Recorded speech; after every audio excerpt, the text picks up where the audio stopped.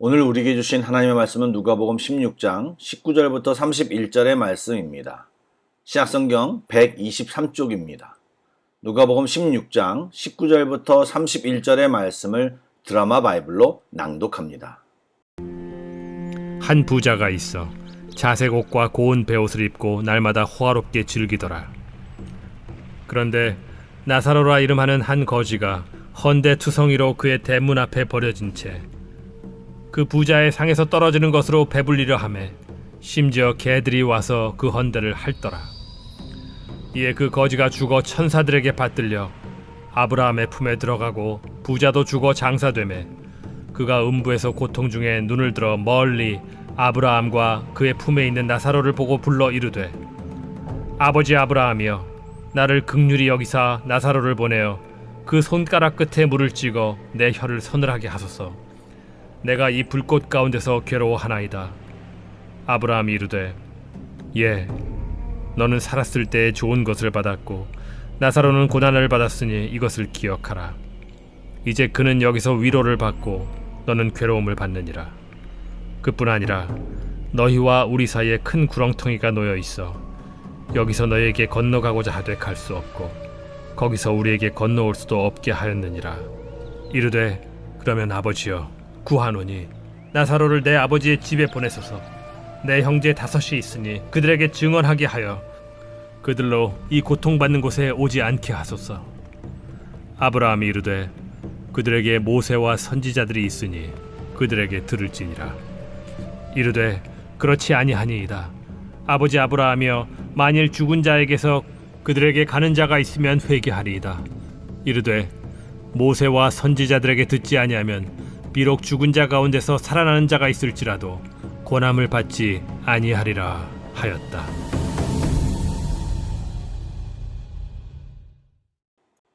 샬롬, 좋은 아침입니다. 이 아침에도 하나님을 기억하고 주님 앞에 모인 모든 성도들에게 하나님의 특별한 은혜가 임하기를 소망합니다. 아멘.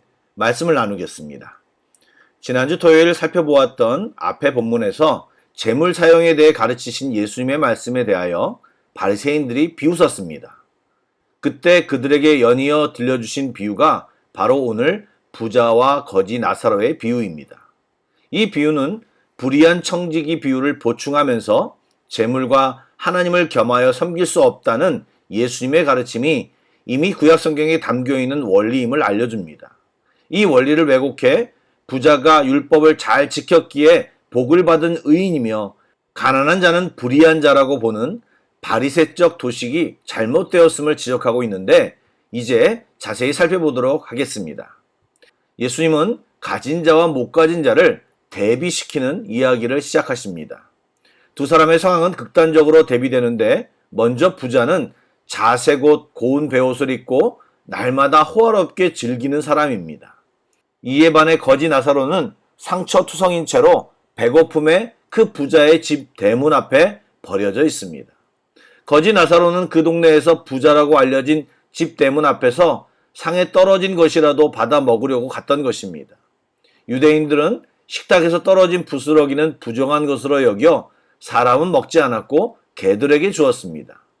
그런데 그것을 먹으려고 했다는 것은 그만큼 나사로의 삶이 개나 다름없이 비참한 삶이었음을 말해주고 있는 것입니다.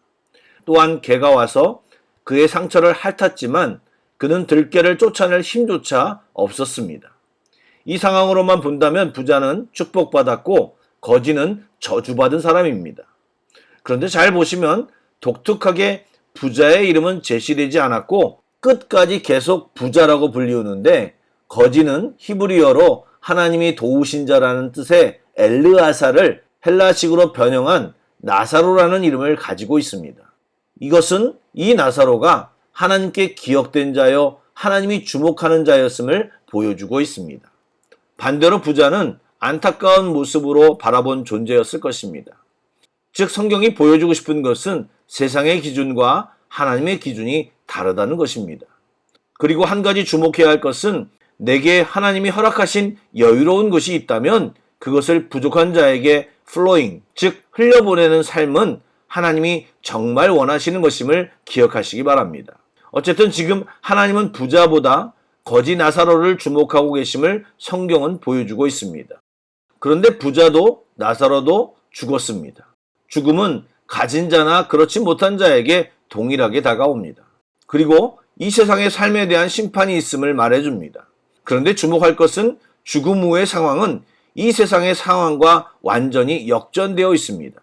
나사로는 아브라함의 품에 있고 부자는 아브라함을 아버지라고 부르며 조상으로 인정하지만 음부에 들어가 있습니다. 그리고 부자는 이전 나사로보다 더 비참한 상태에 있습니다. 그리고 나사로가 부자의 상에서 떨어지는 것으로 배불리려 했던 것처럼 지금 부자는 나사로의 손가락 끝에서 떨어지는 물로 혀를 식히려고 하는 마음이 간절합니다. 이때 아브라함은 부자에게 살았을 때 좋은 것으로 받은 자는 사후의 괴로움을, 고난을 받은 자는 사후의 위로를 받는다고 말합니다. 여러분, 지금 부자가 아브라함을 아버지라고 불렀다는 것은 아브라함의 자손이라는 의미입니다. 그런데 부자는 아브라함과 함께 있지 못하고 음부에 있습니다. 이것은 유대인들이 혈통적으로 아브라함의 자손이라는 이유로 자신들은 하나님의 백성이며 죽어서 아브라함의 품에 안길 것이라고 믿어왔던 유대인들의 전통적인 생각을 완전히 깬 것입니다.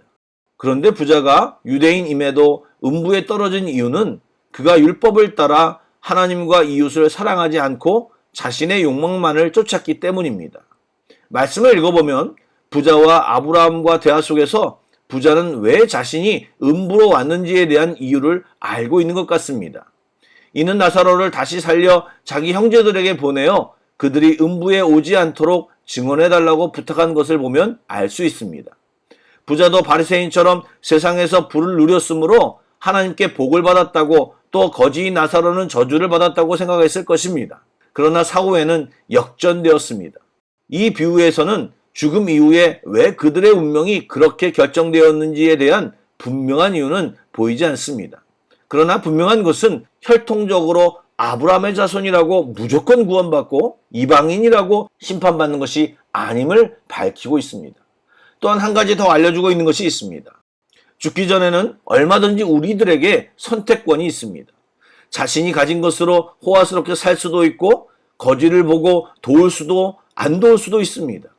그리고 그 선택으로 인해, 아니 덧붙여 말한다면 선택된 삶으로 인해 죽음 이후가 결정되고 죽은 뒤에는 그 결정된 삶이 바뀌어지지 않는다는 것입니다. 사랑하는 여러분, 삶을 살면서 우리는 많은 선택을 합니다. 그런데 그 선택 중에는 이 세상에 살면서만 영향을 주는 것이 있지만 그 중에는 영원한 삶에 영향을 주는 선택이 있다는 사실을 알아야 합니다. 이 내용은 가지고 있는 재물로 가난한 사람과 고난 속에 있는 사람을 도움으로 하늘나라에 재물을 쌓고 미래를 위해 대비해야 한다는 것을 좀 더 강조하고 있습니다. 그리고 좀 더 중요한 내용이 이어집니다.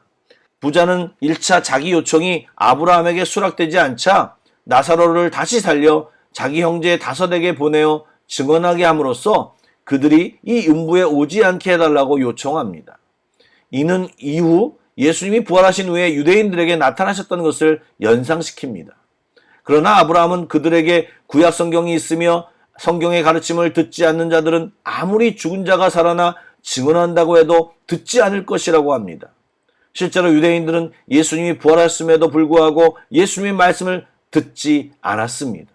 여러분, 분명히 성경은 하나님이 주시는 복과 세상의 번영이 같지 않으며 세상에서 사람들이 추구하는 모든 것은 결국 헛될 뿐임을 가르치고 있습니다.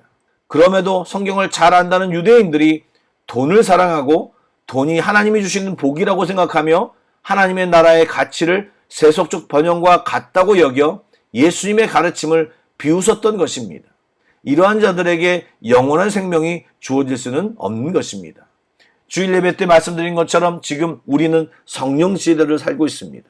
우리가 살아가면서 성령님이 우리 마음 가운데 끊임없이 가르쳐 주시며 말씀하십니다.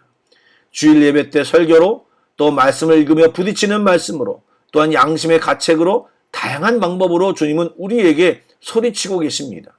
또한 세미한 음성으로 말씀하시어 깨달음으로 알게 되기도 합니다.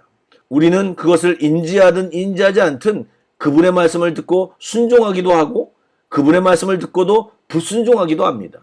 그리고 그 행동의 결과는 후에 나타날 것입니다.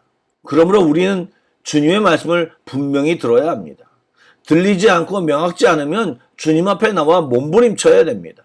물론 듣고 깨닫는다고 모두 그대로 순종하지는 않지만 그래도 주님의 뜻과 말씀이 무엇인지 알면 잘 순종할 수 있는 여건이 일단 마련되는 것입니다. 이제 눈치채셨겠지만 본문이 말하는 것이 부자는 구원받지 못한다라고 가르치는 내용이 아닙니다. 다만 번영과 부를 독식하는 것이 하나님의 뜻이 아니라고 말씀하십니다. 부자는 부귀영화를 누리면서도 대문 앞에 쓰러진 나사로에게 전혀 관심이 없었습니다. 그리고 자기는 아브라함의 자손임으로 죽어서 당연히 천국에 갈 것이라고 생각했습니다. 혹시 여러분 자기가 어떻게 살든 구원받은 자라는 착각 속에 계시지는 않는지요? 구원받은 사람은 구원받은 자의 행동이 나타나게 마련입니다. 왜요? 그 안에 성령님이 계시고 아버지 하나님의 말씀을 듣기 때문에 그 증거의 행동이 나타날 수밖에 없습니다. 아무리 흉내와 연기를 해도 드러나게 되어 있습니다. 그리고 결정적으로 하나님을 속일 수는 없습니다. 또 주님이 허락하신 환경과 재물은 우리에게 이 땅을 살면서 맡기신 것임을 잊지 마시고 겸손히 주님께 묻고 필요한 것에 잘 사용하는 우리들이 되기를 권면드립니다. 아울러 우리 주변에 혹시 나사로가 누워있지 않은가를 돌아보시길 원합니다. 그리고 그들을 섬기는 삶, 우리가 가진 여유를 흘려보내는 삶은 주님이 정말 기뻐하시는 삶입니다. 그렇게 주님이 기뻐하시는 삶을 살아내는 우리 모두가 되기를 축복합니다. 아멘. 기도하겠습니다. 사랑의 주님, 주님을 찬양합니다.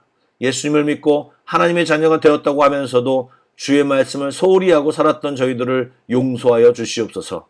또 내가 주께 받은 것들을 헤아리게 하시고 그것으로 우리 앞에 엎드려져 있는 사람들을 제대로 섬기며 살게 하여 주시옵소서.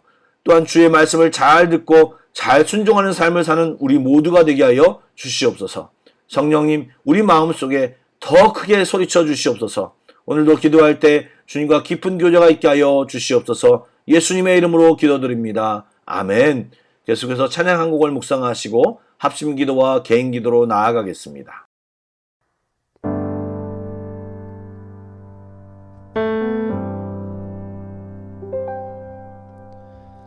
나 주님의 기쁨 되기 원하네. 내 마음을 새롭게 하소서. 새 부대가 되게 하여 주사. 주님의 빛 비추게 하소서. 내가 원하는 한 가지, 주님의 기쁨이 되는 것. 내가 원하는 한 가지, 주님의 기쁨이 되는 것. 겸손히 내 마음 드립니다. 나의 모든 것 받으소서. 나의 맘 깨끗게 씻어주사. 주의 길로 행하게 하소서. 내가 원하는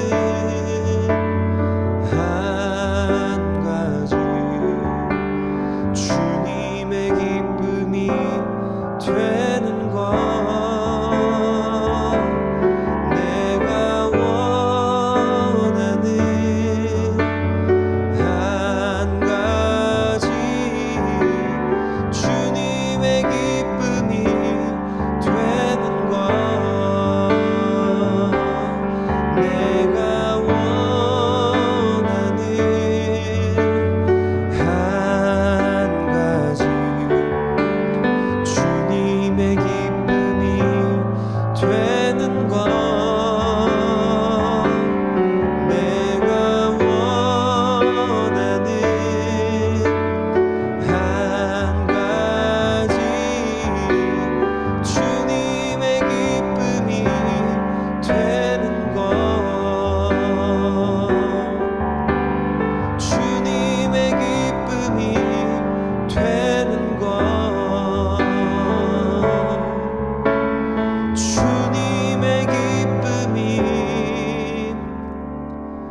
되는 것.